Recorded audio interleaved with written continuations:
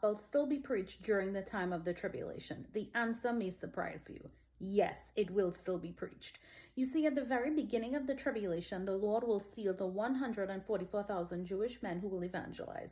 The Lord will also send Enoch and Elijah, the two witnesses, back to the earth to preach the gospel. And there will be angels in the sky proclaiming the gospel of Jesus Christ. Case in point, Revelation 14.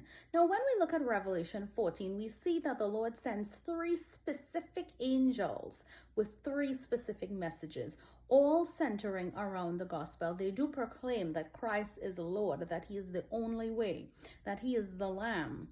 But they also pronounce that Babylon has fallen. They also pronounce the fate of those who have taken the mark of the beast, that they will burn in sulfur, in fire forever.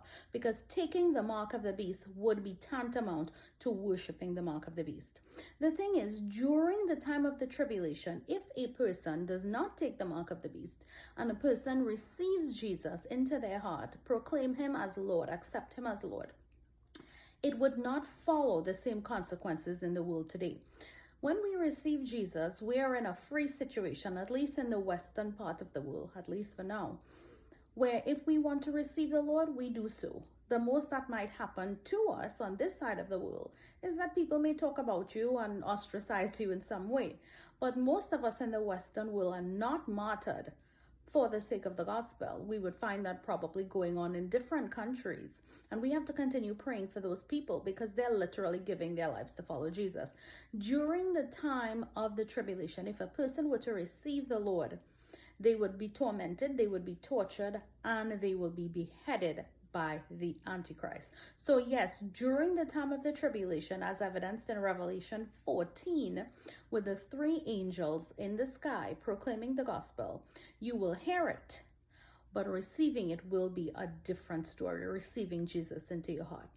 Also, when we see these Revelation angels, Revelation 14 angels, around that time would be somewhere to the mid or close to the end of the tribulation, when the seven vial judgments are to be poured out, which actually are the worst of all the judgments, because we see almost like the heat being turned up on the torment and the torture and the things that the Lord will be pouring out in the form of his wrath and fury for the rejection of his son, reminding us that very often sin is progressive.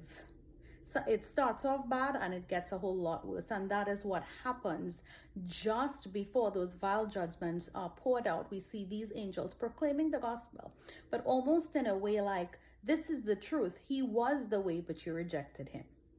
Stay tuned for more as I speak about the vile judgments in my next episode.